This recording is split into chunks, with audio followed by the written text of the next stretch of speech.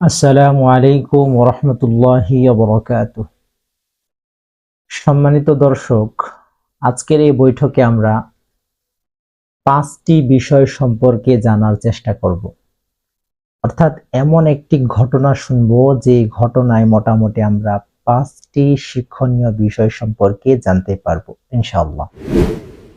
সম্মানিত দর্শক, আমরা প্রত্যেকেই জানি যে আল্লাহ তাআলা যে ওহী পাঠাতেন নবীদের কাছে, তো বিভিন্ন সময় বিভিন্ন পদ্ধতিতে নবীদের কাছে আল্লাহ তাআলা ওহী পাঠাতেন।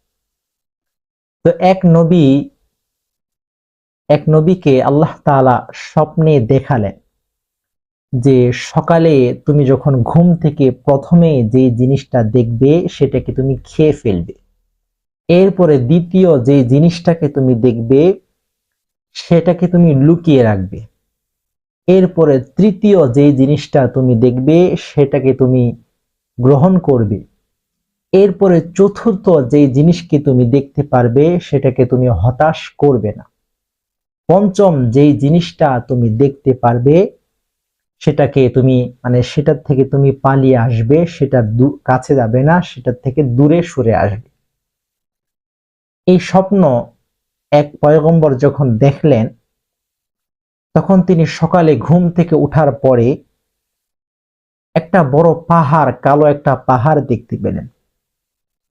দেখার পরে তিনি মনে মনে ভাবলেন যে আল্লাহ তাআলা আমাকে বলেছে যে প্রথমে যেই জিনিসটা আমি দেখব সেটাকে খেতে বলেছেন, তো বড় পাহাড়, বড় কালো পাহাড়, এটাকে আমি কিভাবে খাবো? তখন তিনি মনে মনে ভাবলেন যে আল্লাহ তাআলা যেহেতু আমাকে আদেশ করেছেন, অবশ্যই অসম্ভব কোনো কিছু তিনি আদেশ করেননি, অবশ্যই এটা সম্ভব। এজন্য ওই পয়গম্বর তখন কালো পাহাড়ের কাছে গেল। যাওয়ার সঙ্গে সঙ্গে ওই কালো পাহাড়টা, বড় পাহাড়টা খুব ছোট হয়ে আসলো। তখন পয়গম্বর সেটাকে গ্রহণ করে খেয়ে ফেলল। খাওয়ার পরে সেটার স্বাদ তিনি অনুভব করলেন মধুর থেকেও মিষ্টি। এরপরে দ্বিতীয় যে জিনিসটা তিনি দেখতে পেলেন সেটা হচ্ছে স্বর্ণের একটা পাত্র তিনি দেখতে পেলেন। তিনি তখন মনে মনে ভাবলেন যে আল্লাহ তাআলা আমাকে বলেছে দ্বিতীয় জিনিসটাকে লুকিয়ে রাখার জন্য। তখন তিনি স্বর্ণের পাত্রটাকে মাটির নিচে লুকিয়ে রাখলেন। তিনি মাটির নিচে যখন দাফন করলেন, সঙ্গে সঙ্গে সেটা উপরে উঠে আসলো। আবার সেটাকে তিনি দাফন করে দিলেন, আবার সেটা উঠে আসলো। এরকম তিনি কয়েকবার করলেন। কয়েকবার করছে, কিন্তু তারপরও সেটা লুকিয়ে থাকছে না, বরং উপরে উঠে যাচ্ছে। তখন তিনি মনে মনে ভাবলেন আল্লাহ তাআলা আমাকে যে আদেশ করেছেন সেটা তো আমি পালন করেছি। এই বলে তিনি সামনে অগ্রসর হলেন। সামনে অগ্রসর হওয়ার পরে তৃতীয় যে জিনিসটা তিনি দেখলেন, একটা পাখিকে দেখতে পেলেন। চতুর্থ যে জিনিসটাকে দেখতে পেলেন সেটা হলো একটা বাজ পাখি ওই পাখিকে তাড়া করছে।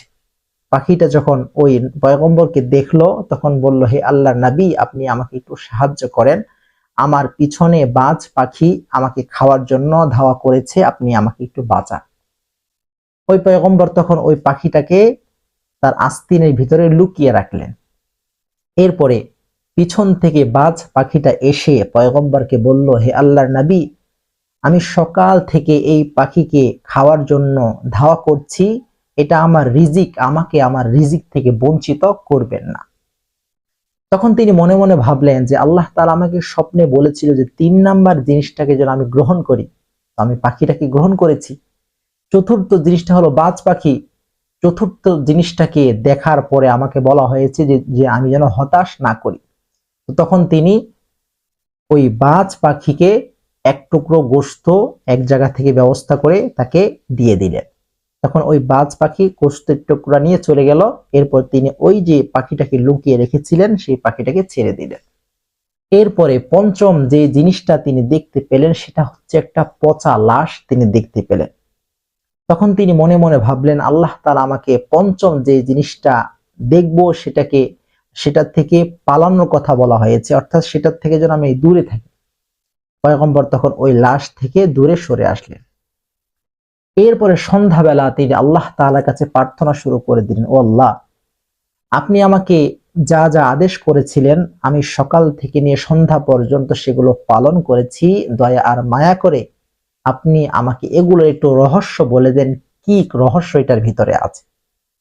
ওই পয়গম্বর তখন দোয়া করার পর ঘুমিয়ে পড়লেন। স্বপ্নে তিনি দেখলেন আল্লাহ তাআলা স্বপ্নে তাকে রহস্য বলে দিচ্ছেন। প্রথমে যেই জিনিসটা তুমি দেখেছিলা যে বড় একটা কালো পাহাড়, সেটা হচ্ছে রাগ। অর্থাৎ রাগটা প্রথমে অনেক বড় হয়ে থাকে, কিন্তু যখন তুমি রাগটাকে কন্ট্রোল করতে পারবা, সেটার উপর ধৈর্য ধারণ করতে পারবা, সেটা ছোট হয়ে যাবে এবং সেটার ফলাফল মধুর চেয়েও মিষ্টি হয়ে যাবে। তাহলে এই ঘটনা থেকে মোটামুটি প্রথম আমরা শিক্ষণীয় বিষয় পেলাম যে রাগকে দমন করার চেষ্টা করতে হবে।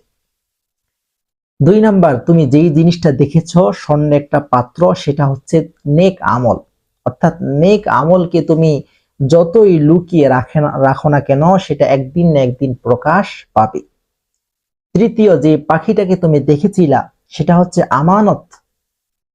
কেউ যদি তোমার কাছে কোনো আমানত রাখে তাহলে সেটা আমানত খেয়ানত করা উচিত নয়। চতুর্থ, যে জিনিসটা তুমি দেখেছিলে সেটা হলো বাজ পাখি। সেটা হচ্ছে অভাবী ব্যক্তির প্রার্থনা। অর্থাৎ কোনো মানুষ যদি, কোনো অভাবগ্রস্ত মানুষ যদি তোমার কাছে কোনো প্রার্থনা করে আর যদি তোমার সামর্থ্য থাকে, তাহলে তাকে হতাশ করা উচিত নয়। পঞ্চম, যেই পচা লাশকে তুমি দেখেছো, এর মানে হচ্ছে গীবত। অর্থাৎ গীবত যখনই তুমি দেখবা সেখান থেকে দূরে সরে আসবা। সম্মানিত দর্শক, তাহলে এই ঘটনা থেকে মোটামুটি আমরা 5টি শিক্ষণীয় বিষয় পেলাম। সেটা হচ্ছে 1 নাম্বার হচ্ছে রাগ, রাগকে দমন করা। আমাদের সমাজ আজকে দেখবেন যে এর রাগে মানুষ তার স্ত্রীকে তালাক দিয়ে দেয়, পরবর্তীতে অনেক ঝামেলার মধ্যে পড়ে যায়। হুজুরদের কাছে দৌড়াদৌড়ি করে বলে, হুজুর আমার একটা সংসার আছে, আমার ছেলে আছে, মেয়ে আছে, আমি রাগের মাথায় আমার স্ত্রীকে তালাক দিয়ে দিয়েছি, যে করে হোক আপনি আমাকে সংসারটা ফিরিয়ে দেন। এরকম কান্নাকাটি করতে থাকি। এই জন্য উচিত যখন রাগ আসবে তখন রাগান্বিত অবস্থায় কোনো কাজ না করা, রাগকে কন্ট্রোল করা। কারণ রাগের কারণে, রাগে আপনি একটা কাজ করে বসবেন, পরবর্তীতে আপনাকে আফসোস করতে হবে।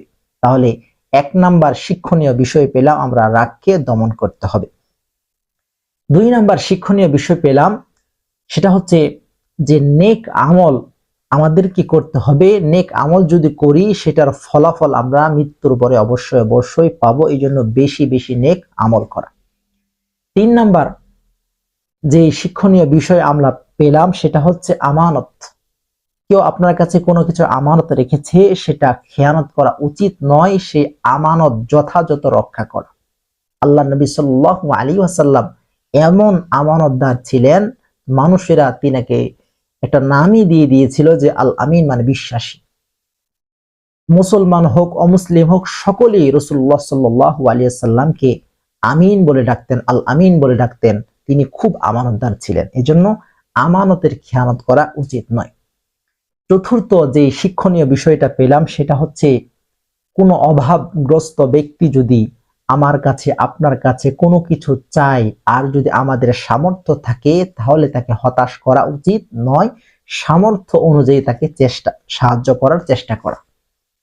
পঞ্চম যে বিষয়টা আমরা শিক্ষণীয় বিষয়টা পেলাম সেটা হচ্ছে গীবত। সম্মানিত দর্শক, এই গীবত খুবই মারাত্মক। এই গীবতের মারাত্মক এতটাই যে আল্লাহ নবী সাল্লাল্লাহু আলাইহি ওয়াসাল্লাম বলেছেন, আল গীবাতু আশাদ্দু মিনাজ জিনা। এই গীবত করাটা জেনা করার থেকেও বেশি কঠিন। আজকে আমাদের সমাজে এই গীবতের গুনাহটা বেড়ে যাওয়ার কারণে একজন মানুষের সাথে আরেকজন মানুষের ঝগড়া বিবাদ লেগেই আছে, সমাজের মধ্যে ঝগড়া বিবাদ লেগেই আছে। 2 জন মহিলা একসাথে হইলেই দেখবেন কারো না কারো গীবত শুরু হয়ে গিয়েছে। এজন্য আমাদের গীবতের গুনাহ থেকে আমাদেরকে বেঁচে থাকতে হবে।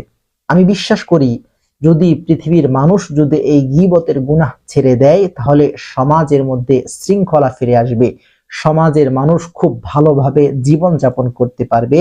একজনের সাথে আরেকজনের মারামারি, কাটাকাটি, রাহাজানি এগুলো কিছুই থাকবে না এই গীবত বন্ধ করতে পারলে। সম্মানিত দর্শক, এই যে ঘটনা আপনাদের সামনে উপস্থাপন করলাম সেটা তানবীহুল গাফিলিন নামক কিতাবের মধ্যে আছে। সেটা আমি পড়ছিলাম, পড়া অবস্থায় যখন আমি এটা পেলাম তখন আমার মনে হলো যে এটা আপনাদের মাঝেও শেয়ার করা উচিত, এই জন্যই শেয়ার করলাম। সম্মানিত দর্শক, এই ছিল আজকের আলোচনা। পরবর্তীতে আমরা নতুন কোনো আলোচনা নিয়ে উপস্থিত হব, সেই প্রত্যাশায় সকলে ভালো থাকুন, সুস্থ থাকুন। আল্লাহ হাফিজ।